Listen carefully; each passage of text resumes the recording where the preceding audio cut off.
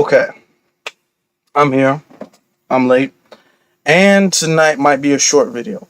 But I have to do it because I like to keep my schedule the way it is. I do not want my schedule to be changed up or nothing like that. I was planning on actually doing this video tomorrow, but it would be like super late, like 11 o'clock. And I don't want to like throw the schedule off that much. So even on the holiday, I'm still in here doing this video. I appreciate everybody who's in here supporting, liking. Um, I appreciate everybody who's buying the merchandise. The merchandise sales have been going up a lot more than expected, honestly. So that's a really good thing, and I really appreciate everybody who's doing that. I know I tell people to buy the merchandise, but like I don't think I like nag people to do it. I just say, hey, it's available. If you guys want, you guys can, go to the website and get it. And they do. They get it because they want to support, and I really appreciate that. It really humbles me. But without any further ado, I do have some new designs up. You guys can check the Instagram for the new designs. You can check that out. The link is right here and in the description is at JElite10. But without any further ado, and I understand it's a holiday, so most people probably won't be watching this, live. So you'll be watching it recorded. I was sent this. I was sent this, and I wanted to talk about it. This is Dog the Bounty Hunter, racist Dog the Bounty Hunter. I want to talk about something because he has a very notorious racist history, and now he's trying to cover up his racist history because he was caught on a phone call. I'm gonna give you the backstory. He was caught on a phone call saying to his son, who was dating a black woman, hey, you can't date her because we say nigger here. Nigger with the ER. We say nigger, so you can't date her because she's gonna think something, and then that's gonna get out, that's gonna ruin my career. I'm gonna play for you the actual phone call that was said, because the news is trying to give him interviews as to why he said it. Oh, I just said it because I had a pass. I thought I had a pass. I didn't mean it like that. I want you to listen exactly to how he says it. And then I'm going to play for you the video. Or whatever. I'm not taking a chance that some motherfucker out there, she's a Mexican, a whore, whatever. It's not because she's black. It's because we use the word nigger sometimes here. I'm not going to take a chance. Now, I'm going to play it, but I want you guys to pay attention. He's saying nigger with the ER, Nigger. He's not saying nigga like, oh, this is like my brother, my nigga over here. He's saying nigger. Let's continue. Ever in life, losing everything I've worked for 30 years because some fucking nigger heard us say nigger and turned us into the Inquirer magazine. Our career is over. I'm not taking that chance at all. Never in life. Never. Never. If Lisa was dating a nigger, we would all say, fuck you. And you know that. If Lisa brought a black guy home, it's not that they're black. It's none of that. It's that we use the word nigger. We don't mean you fucking scum nigger without a soul. We don't mean that shit. But America would think we mean that. And we're not taking a chance on losing everything we got over a racial slur. Because our son goes with the girl like that. I can't do that, Tucker. You can't expect Gary, Bonnie, Cecily, all them young kids to, because I'm in love for 7 months. I fucked that. Now, the video goes on, but then that's just the son talking about, no, it's just some weird stuff, right? You can watch, the full thing is on YouTube. You can watch the full thing, but I just wanted to get the point across, how he was saying it. Now I'm going to show the video of him trying to save himself, his little explanation. Let me get that ready real quick. Let's see. All right, I got that ready. Let me unlock this. Bam. Slide that up. Bam. Just like that. You already know how we do, y'all. You already know how we do. Make this a little bit bigger. And here we go. Why didn't you invite her to the wedding? As hard as it is and as heartbreaking as it is, we had to make a decision that was very difficult for us. We've been through hell, him and I, in the past 3 years. I love you. I love you too. And Oh, I'm not going to allow look at these people. our day to be You know what? ruined by this nonsense. The accusations are serious and scathing. Dog's daughter claiming he is racist, homophobic, and was unfaithful to her late mother, Beth, who died just over 2 years ago. Good riddance to her late mother. She was a white supremacist, just like he is. Did you cheat on Beth? No. Look, Never. that's not Never. important if he cheated Left. on his wife. 3 hours later, she passed away. That's But not because important if of- he cheated on his scummy, ugly wife. Over 15 years ago, I have an Achilles heel because I used the wrong word. Well, let me ask Now, you this is what we're talking about. about that moment 15 years ago. Yes, sir. That phone call with your son. Correct. You were using language, and over 6 times during that call, you used the N-word. Yes, sir. Why were you using that word so freely? Well, I thought I had a pass in the black tribe to use it, kind of like Eminem. Who gave you the pass? First off, that's the first thing that caught my attention. Eminem does not have an N-word pass. Eminem doesn't have an N-word pass. He's like kind of like Eminem. These white people, this is why I be telling black people who have, a bunch of white friends who allow their white friends to get super comfortable. I don't allow any non-black person to get comfortable enough to where they think that they have an N-word pass with me. I don't allow any non-black person to feel that comfortable, especially a white person, to feel comfortable to the point where they can just say the N-word. I don't believe at all in N-word passes. I don't believe in N-word passes. Okay? Eminem doesn't have an N-word pass. Eminem does have a racist history. If we go back to Eminem's history, he has a racist history, but he's gotten checked for his racist history before, but he doesn't have a pass. And he's saying, I thought I had a pass. You don't get passes to say nigger with the ER. There is no nigger pass. Some coon ass niggas might give you a nigga pass where, yeah, you my nigga, we all niggas and blah, blah, blah.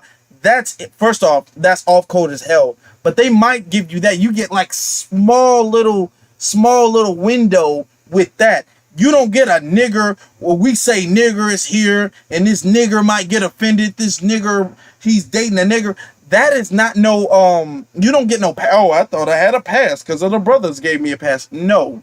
But let me let you finish this. The brothers. Who were the brothers? I had just, gotten out of prison in 1979 after spending time in 18 months in Texas, and it was probably 3/4. He went to prison for killing a black man. So you know. Because he's not going to tell you why he went to prison. Oh, I just got out of prison. And I had a lot of black friends after killing a black dude. He killed a black dude. That's why he went to prison. From the black tribe. So From that the black tribe. was a word that we used back and forth as maybe a compliment. My pass expired for using it, but no one told me that. His pass never expired because he never got a pass. He never got a pass. And here's the thing. They'll say the whole, and I've grown up with this, with non-black people saying the N-word, and they point to their one little weird, insecure ass black friend, and their insecure black friend lets them say whatever, lets them be the butt of the joke. They'll have this one token Negro who's the butt of the joke and who will let them say whatever they want to, and then they'd be all like, well, look at Jamal over there. I can say nigga around him, so I have an N-word pass, so now you can't say it's racist because there's a black person who lets me say it. Okay?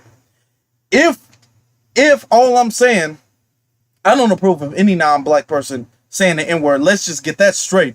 But if there is, If you're around some non-black people, if you're around some black people, I mean, who lets you say the N-word, don't you think that you can just take that to every black person? Oh, well, this is an N-word pass, and if some black people say it, I'll just take it out my wallet and show them my damn nigger pass, and then they'll let me go. That's not how that works. You better watch who you say that around. And as I played the video, now I'll play a little bit more of this video. But when I played the phone call, was he saying it in like a turn of endearment? Was he saying it in a friendly way?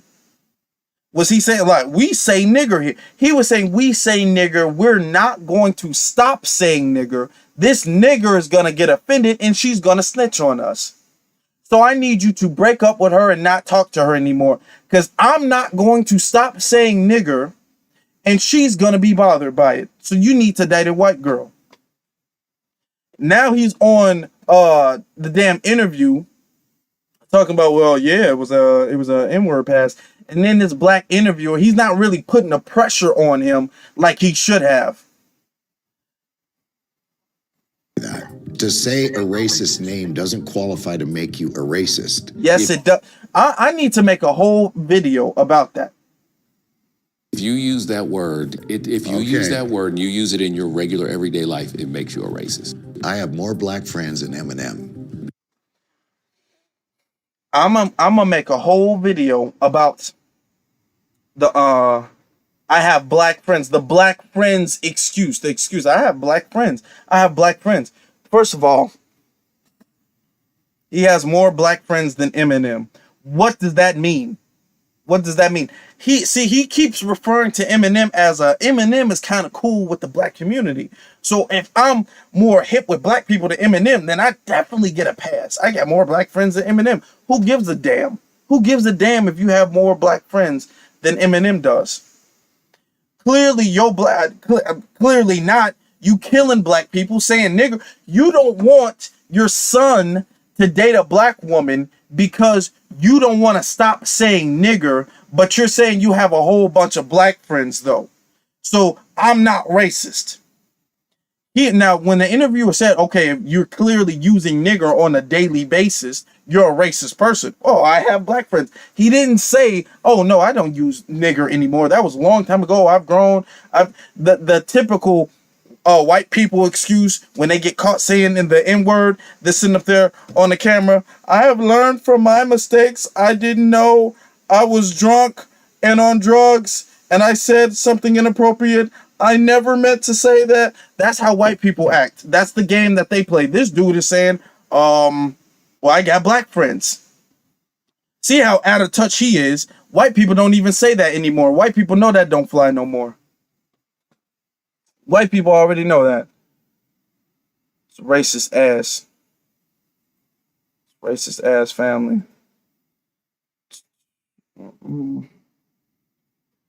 Excuse me. Oh, I forgot to do something real quick. Real quick, family. Real quick. Damn. Okay, I did do it. No, I didn't do it. Excuse me, just 1 second. 1 second. Now, something else, something that was sent to me. I want to talk about it real quick.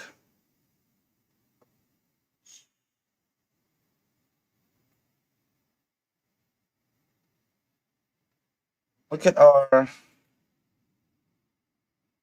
Okay.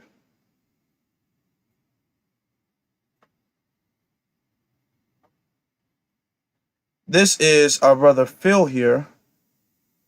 And he's going to talk about this. Now, I've made several videos about the Asian hate agenda. Listen to this. Oh, let me unmute it so you guys actually can listen. Ladies and gentlemen, so just breaking news real quick, and I'm just kind of posting this. I want to do something extensively on this. So the 2020 FBI hate crime statistics was released. And I was looking for that because what we was talking about all last year was a propaganda against black people. Now, they said all this stop Asian hate, and listen, I don't want nothing to happen to nobody, okay? But we got to keep the statistics on what they on. I've been covering these FBI statistics about hate crimes for years, and I know the hate crimes against black people, anti-black hate crime, always leads in every year. So when it was just recently released, there were 2,755 black victims of hate crimes. Now, last year was all about Stop Asian Hate and all this, and they got a whole bill. You know how many people that suffered hate crimes in the Asian community? There was anti-Asian hate crimes. 274 people. Once again, I would like the numbers to be zero for everybody. But the good thing about this year, and I'm going to break this down, I'm going to take my time to break it down so you can actually see what's going on, so you can look at how they're using propaganda to give other groups something. Now, the Asian community got a whole hate crime bill out of 274 people, but yet 2,755 black people that was suffered of hate crimes, and yet we get no bill, none at all. See, that's what I've been waiting on. I've been waiting for that data to come out. These Democrats are despicable. This left-wing media is despicable. They use literally Nazi Germany propaganda. Now, let me add on what our brother Phil is saying. Let me add on that a little bit. Remember, I was covering. The FBI collects data from different police departments, right, and federal crimes. So a lot of the times when they talk about the hate crimes that black people go through, they lowball those.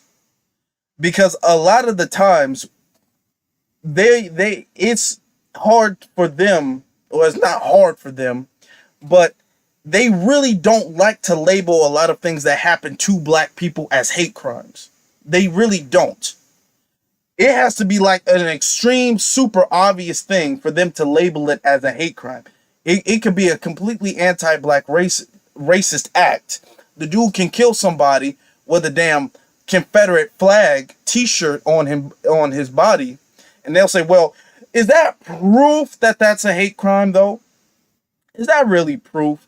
It has to be like an extreme Dylan Roof type hate crime for them to label it a lot of the times. So a lot of the times, and he was talking about over 2,000 hate crimes, you can just add some more to that. You just keep in mind to that the FBI is not all the way up to date with that.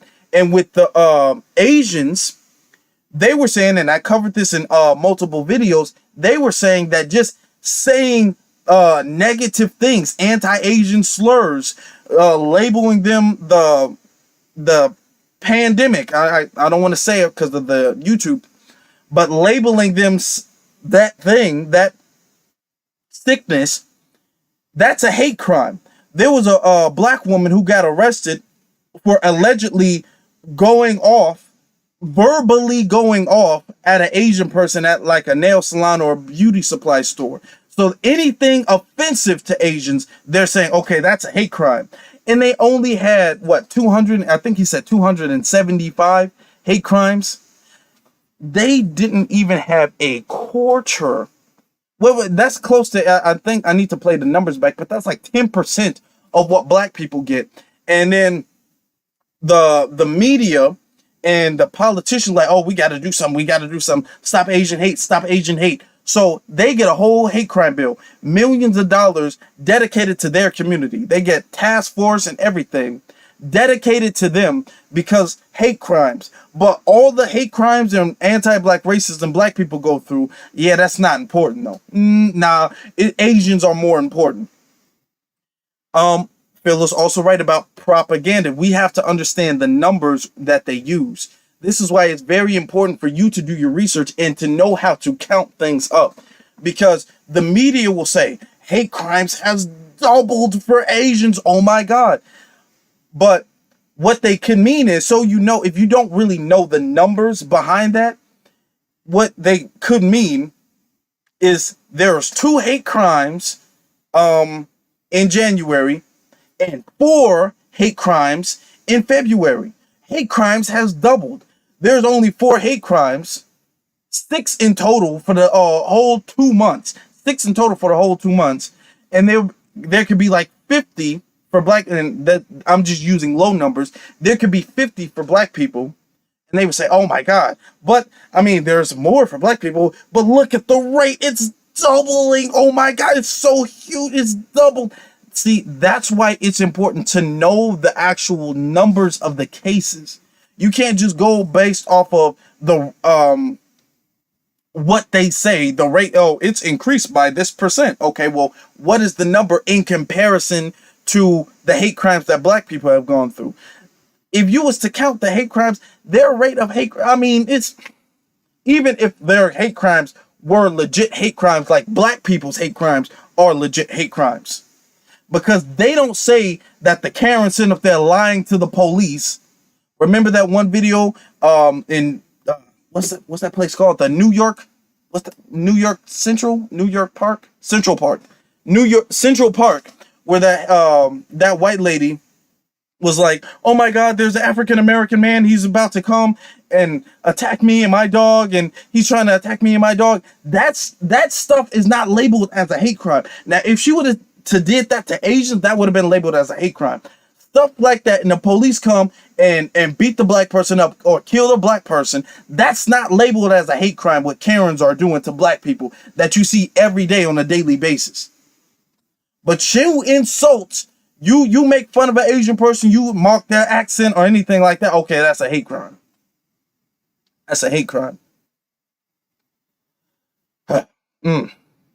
I'm glad our brother Phil broke that down, gave us the real numbers to that. Something else, let me see something real quick. Okay. Something else I want to bring up. This right here. Let's look at this. All right. Now, so you know, before I play it, this seems like a college football game. And from the backstory seems as if the guy, from what I'm hearing, the girlfriend was arguing with the black dude. There was a white girl, a white guy. They're in a relationship. They're arguing with the black dude. Actually, let me see if I can make this bigger, because it can get kind of difficult to see. Okay, that's as big as I can make it. All right. Now I'm going to play it back so you guys can see what I see in this.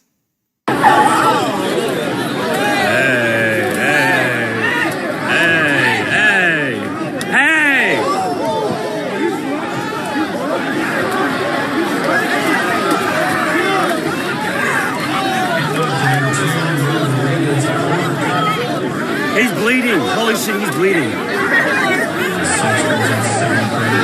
Can we all just get along? Please. Get that shit out. Can we all just get along? Can we all just get along?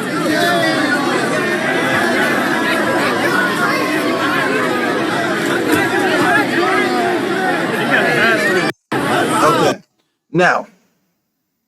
Now let me break that down for you. Let me break it down and move it to the middle of the screen. Actually, might as well.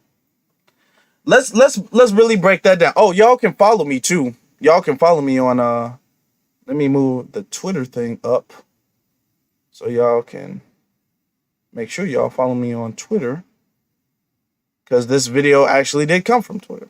I saw it on Twitter. So you guys can see the video on Twitter if you guys follow me on Twitter. All right. So they're getting into an altercation. I want you to notice how the white dude on the left, he's the one who makes the first blow. He pushes him first, and then the white dude in the middle, he swings at him. The black dude swings back, and then the other white dude jumps in. Once he socked the other white dude in the face, I'm gonna show it to you in a minute. Look at this. Hold on, let me push it back. See that push? That was the first blow. He's pumping. See that push? Then the dude in the hat punches him. So he starts swinging. So he punches that dude. After he hits that dude, notice how, as that's going on, there is, as you can see, there's 2 black men right here. There's a third black dude, but that guy's head is covering. There's a third black dude. Watch out as he punches this white man. Hey! Look at how all those white people jump that black dude. All the white people. Now, the white man was the one who started the fight. The white man was the one who started the fight. And the second they see their white brethren getting in danger, they all jump in. And look at these cowardly black dudes right here. This dude, as you can see, that guy right here with the mixed hair, this little mixed boy over here, he gets up and he just completely walks away. He gets up and he leaves because he just got his hair done and he doesn't want to get it messed up. So he gets up and he moves his punk ass out the way. There was another black dude. Remember? Now, as you can see, there's one black dude right here. There's another light-skinned looking black dude right here. He goes, watch this dude right here. Once he punches him, look at his eye, oh my God, look. And he just walks away with his punk ass just walks away. Now the dark-skinned black dude fell down because you know it's a tight space. He falls back. This dude grabs him, he falls back. That black dude was the only dude who stayed to try to help him. He's bleeding. Holy shit, he's bleeding. This was one of the most off-code videos. Then you got this dude.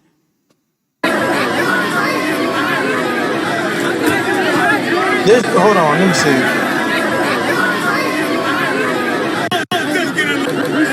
This black, can we all just get along? Sound like an old ass nigga. Can we all just get along? Sock that dude. I shout out to our brother. He handled his own though. He sure did. He got jumped and it seemed like he floored every single last one of them. They shouldn't have tried him. Now this, you see this right here. This is the first blow. They made the first blow.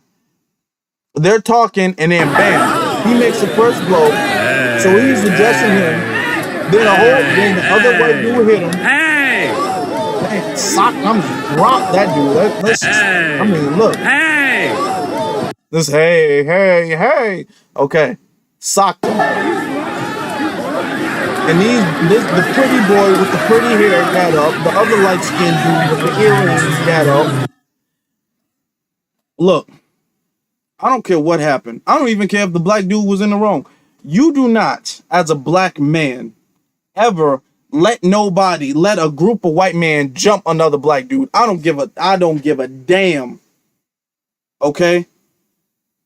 That was off code as hell for those black dudes to get up and let the other black dude fight a group of white men by himself.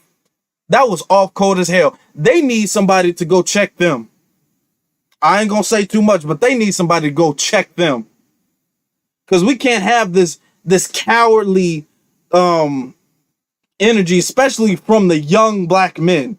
I could kind of expect that if they were women. I don't even honestly think that if those were black women that they would have got up and moved that way. That was real bitch made the way they got up.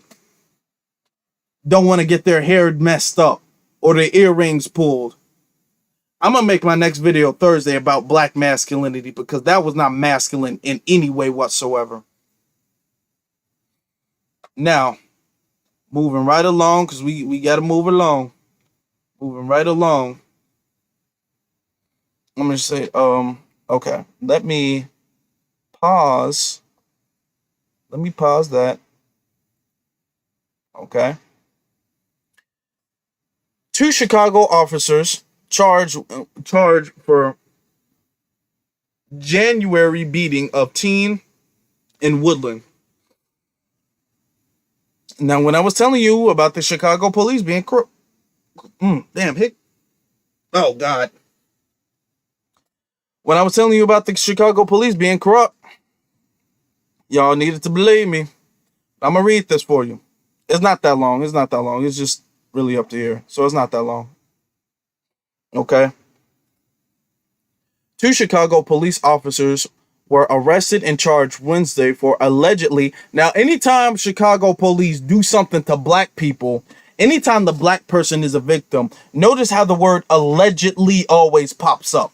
The word allegedly always pops up when something bad happens to a black person. When they're saying when the victim is white and the perpetrator is black, you don't really see the word allegedly pop up.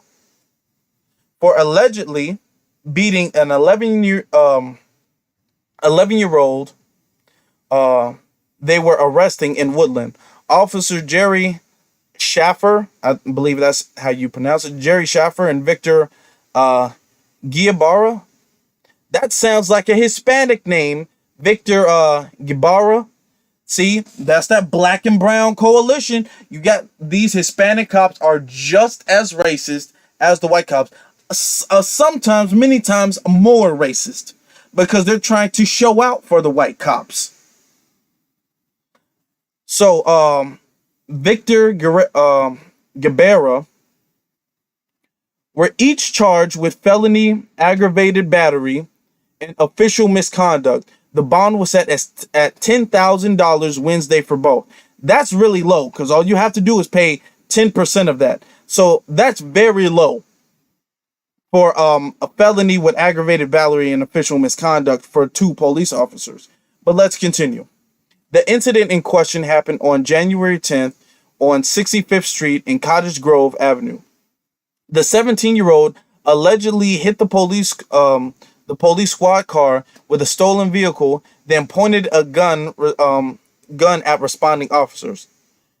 Schaffer and Giabara, I believe that's how you pronounce it, Schaffer and Giabara were accused of punching the teen without justification and for pushing the teen's head into a metal fence and into the sidewalk. The cops have been relieved from the police powers. A third officer was accused of failing to intervene during the incident and failing to report it. A fourth failed to activate his body cam. See, listen to what I'm telling you. When these cops do certain things like this, when these cops do this stuff, they'll say, "Oh, it's not all bad cops. It's not all bad cops." Look at them. They're charging two cops. They're saying two cops were charged. All four of the cops present, every cop present. This cop should have intervened. Where are the good cops if most cops are good cops? Where are the good cops to stop the bad cops from doing this stuff? He didn't intervene. Another one turned his body cam off because he's trying to save the cops.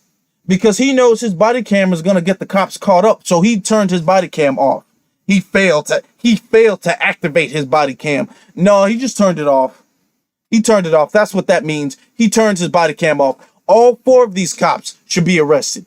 All four of them. The Chicago Tribune reports that the teen was arrested in the January incident and faced several charges in the Cook County Juvenile Court.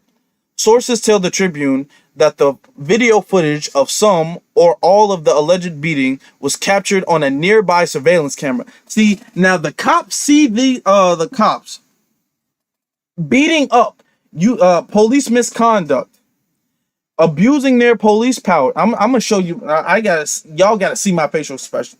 They're seeing these cops beating up black teenagers. Now, the report doesn't say if they're black, but I'm gonna take that out. I'm almost for certain that they're black. I am almost for certain that they're black, but since the report hasn't stated the race yet, I'm gonna say they're beating them up. We know really what it is. We know they're not doing this to no white kids. We know they're not white, but anyway, they're beating these kids up. The cops would have went their entire careers and never said a single thing at all. They never would have said anything. The only reason that those cops are in trouble is because the surveillance cameras caught them. So I don't want to hear nothing about most cops are good. It's just a few bad apples. No, because most of these cops let stuff like this go. Now, let me, oh, damn. I clicked the damn weather. Okay. Let me finish reading right here. Okay. Okay.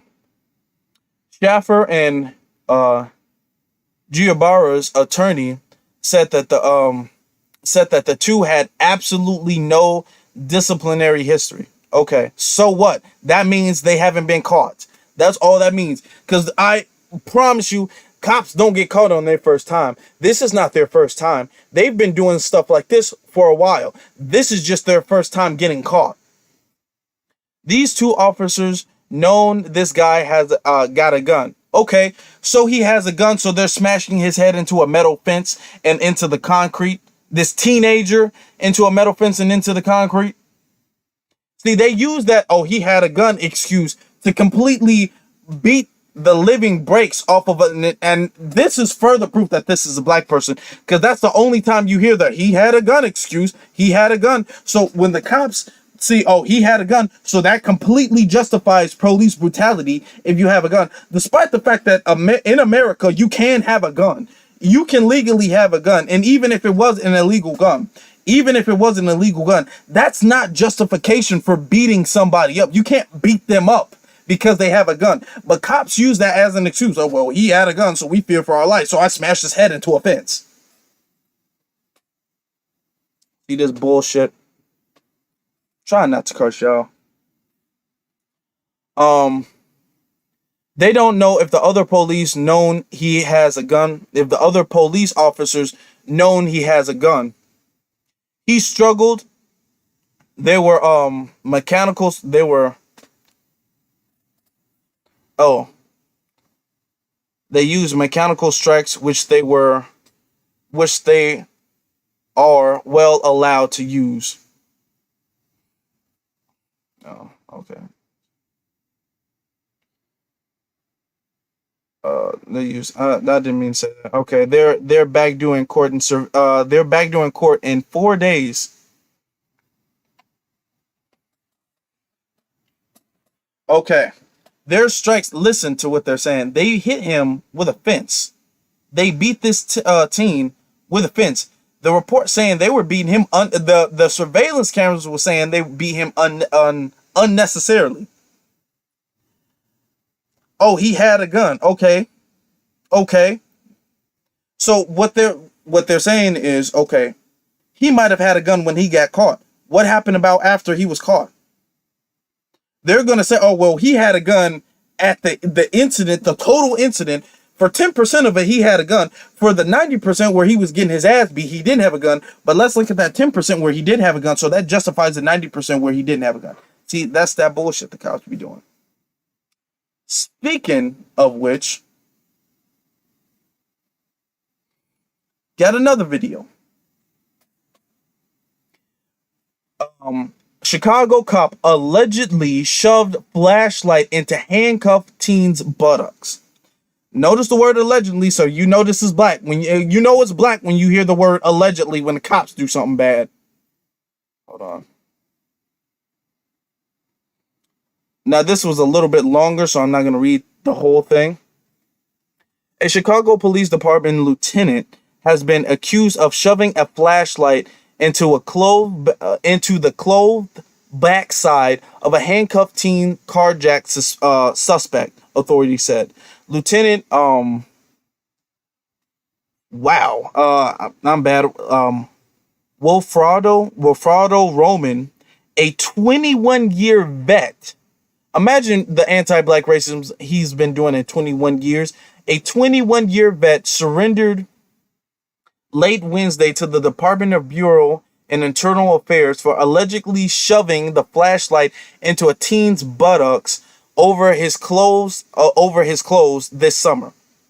So you guys know he wasn't naked. The clothes were on. He had pants on, pants or shorts or whatever. He had clothes on. We're right here. We're right here. Quote, "That's what you get for carjacking," prosecutors said Roman told the 17-year-old suspect as he was walking away, the Chicago Tribune reported. So he shoved his flashlight into a kid's butt, a teenager's butt, as he was handcuffed, talking about that's what you get for carjacking, for stealing cars. Okay, as we continue, prosecutors said Roman shoved the flashlight in between the teenager's butt after he and a 16-year-old suspect were arrested for allegedly carjacking a man at gunpoint and taking his Mazda on February 9th, the newspaper reported. Once in custody, the teen claimed his handcuffs were too tight, prompting Roman to walk behind him and assault him after yelling for the after yelling for the suspect to shut up, prosecutors said. Oh, ads. Okay. The teen, identified in court document only as ZK, that's all we know about him, then yelled out when the flashlight entered his buttocks. Cook County Assistant State's Attorney Mary McDonald said at Roman's bond hearing, an attorney for Roman, who has been charged with 2 felonies, aggravated battery and official misconduct, downplayed the accusations during the bond hearing on Thursday, claiming that the teen was not hurt. "This is a spank or a spanking. For the love of God," Attorney James McKay told Cook County Judge Arthur Wesley Willis, "I had nuns that treated me far worse."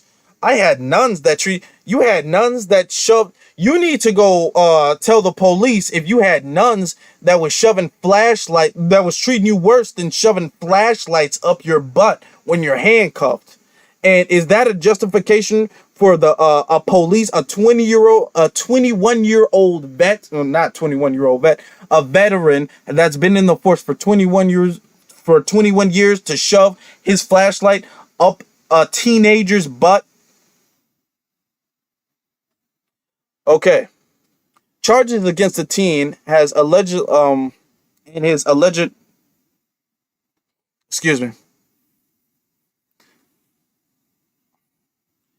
charges against the teen and his alleged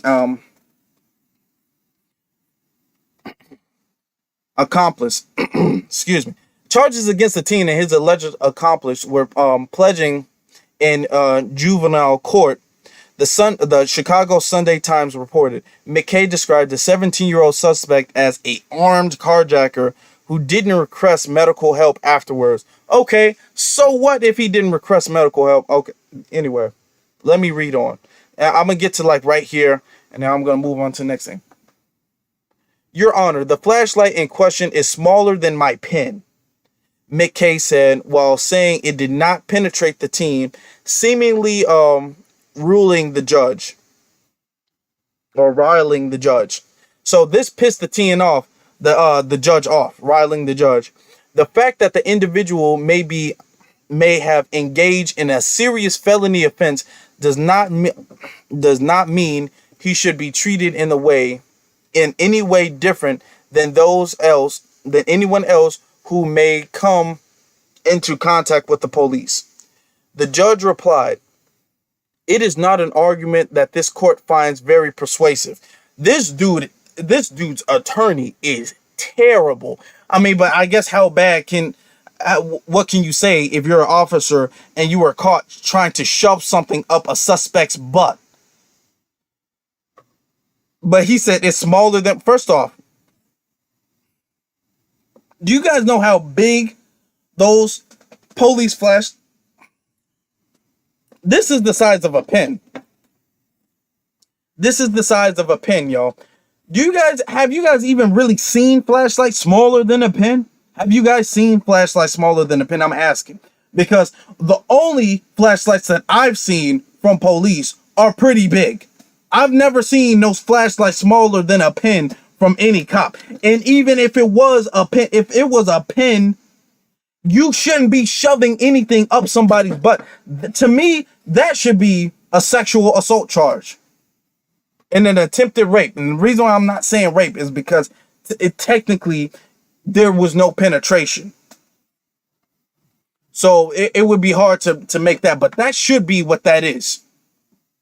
Now, like I said, let me read to the back. Willis rejected prosecutors' request that Roman surrender all his weapons. He earns more than 138,000 annually. The Sunday Times reported, citing the city's employee database. He earns over six figures annually, and he's sitting up there shoving flashlights up the butts of black teenagers. That's the Chicago police for you, but we're not done. Now, this didn't happen in Chicago, but this did happen in Illinois. Dalton police shot. Now, let me give you the backstory to this. Let's see something.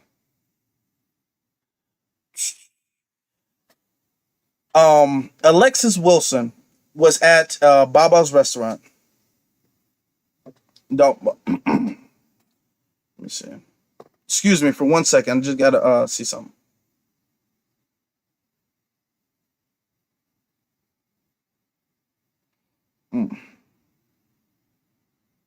Excuse me for 1 second. Something just popped up. Dalton is, let me see. Is that like is Chicago? That pretty much. No, that's that's really not. That's kind of like on the. You could damn near call that Chicago. That's pretty much Chicago. But anyway, I'm not sure if it cuts in the map. I think. No, it probably doesn't. No, it doesn't. But anyway, that's not important. This girl, this was like 2:00 in the morning, I believe. It was late at night. Alexis Wilson, 19 years old. She was going to Baba's. They got into an incident at the drive-thru. I don't know what happened. There's no reports on what happened. So she was banging on the window with an item. The police were called. On her. They asked her to step out of the car. She refused to step out of the car. So the police officers, or the police officers started punching her in the face. The video shows the police officers started punching her in the face. The other because there were two, the other police officer went inside the passenger side because she was driving with somebody. He or she stepped out the car. So he went inside the car. As the other officer in the front was punching her in the face, she drove off. As she drove off, the officers opened fire, shot her 7 times, twice in the head. She passed away, and she crashed the car, passed away. Let me show you the video. They're not actually gonna. The only reason I'm showing you, because I wouldn't show you if her actually being shot was caught on camera. Her being shot was not caught on camera. But I'm gonna show you because I want you to hear what the news said about this.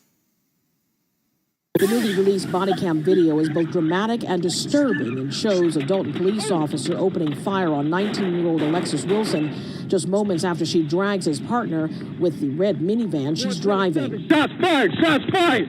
The confrontation happened last Tuesday. An employee at Baba's famous steak in Lemonade called 911 claiming a woman, police identified as Wilson, was threatening workers with a gun at the drive-thru. The rest... No, they're saying a gun. She does not have a gun in her hand. That's not what's in her hand. That's not a gun. The surveillance cameras didn't see a gun. And the body cam footage of the police officers didn't see a gun either. They reportedly found a gun, apparently. But even still, she can have, is it illegal to have a gun? Because on the surveillance cameras, she didn't flash a gun. What she has in her hand is not a gun. Notice that the white supremacy, their first language is lying. But they say, okay, she has a The gun. drive-thru had been closed for about 20 minutes. There's a customer outside and they have a gun and they're banging on the drive-thru window. Security camera footage from the fast food restaurant shows police arriving on scene. Both Wilson and her male passenger asked to get out of the vehicle. Oh, it wasn't male. Footage from the officer's body cam shows while the man complies, Wilson does not. I'm naked. But cover yourself up with that robe or something. Investigators confirm Wilson was only wearing a shirt and a house coat. The impasse continues for a few more minutes, but as the officer on Wilson's passenger side enters through the vehicle's open window, presumably to take her car keys, Wilson speeds off, dragging the officer. Now, here's the thing. He's flashing. He's now right here. Let me take it back. He's putting her flashlight in. He's putting his flashlight all in her face. She tries to move the flash. She moves to get the light out of her face. The vehicle's open window, presumably to take. And he punches her in the face. Window, presumably to take her car keys. Wilson. Then the other guy gets in the car. Speeds off. Now he gets in the car. Notice how sneaky they are. They don't show his body cam footage because they don't want to show him getting in the car. They switch over to the other cop's body cam footage. The reason why I'm having this big so you guys can see it. He's all the way in the car. Now the news is going to say he was dragging or she was dragging the officer. Another thing to look at too. Hold on. Let's play. Wilson speeds off, dragging the officer. Now, they're saying she's dragging the officer. She's dragging. Look at how close she comes. Her van literally scrapes the officer's car. If he was dragging, he wouldn't have been there. Look at how close that's right next to the car. The cars literally connect. He is in the car. They're making it seem like he's right here being dragged, hanging on, dangling on the side of the van for dear life. He's nowhere. Look at this. The cars literally make contact. He would have dropped to the floor if he was dragging. He wasn't dragging. He was inside the van. That's why they switched the body cam. Speeds off, dragging the officer.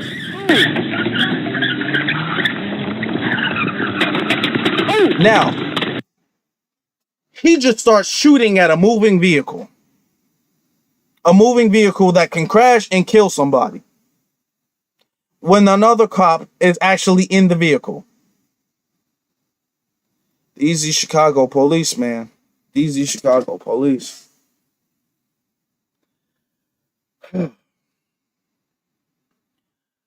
So when I say the police are corrupt, I can show you video after video after video. I just brought up 3 incidents of the I can find more if I wanted to. These are 3 incidents. They're smashing teens' faces into gates and sidewalks, shoving flashlights up the butts of handcuffed suspects, shooting 19-year-old black girls. Okay. Now for some of y'all, oh, she was acting rowdy. She was. Look, man. Look, dude. Was it a life or death situation where she needed to be shot to death, though? That's really what the question is. Was it life or death? No, it was not. The cops were not going to die. She was not going to kill anybody. She was not going to kill anybody. It's proof light right there. Man, but I got to go, y'all. I got to bounce. I had to make this video. Y'all need to stay tuned because I'm making my next video about black masculinity. It's something that definitely needs to be talked about. Stay tuned. You like, comment, subscribe. I appreciate everybody who's like, comment, subscribe. Check out the merchandise that's in the link in the description. That's also on my Instagram and my Twitter. So if you guys are following me on social media, you guys have access to the link. I put new designs up so you guys can check those out. There's new items coming out too. I'm going to have some new items available for people. So stay tuned, guys. Y'all be safe. Today is a holiday. I know people are going to be out there partying, doing their thing. Y'all just stay safe. Stay safe, family. Peace out.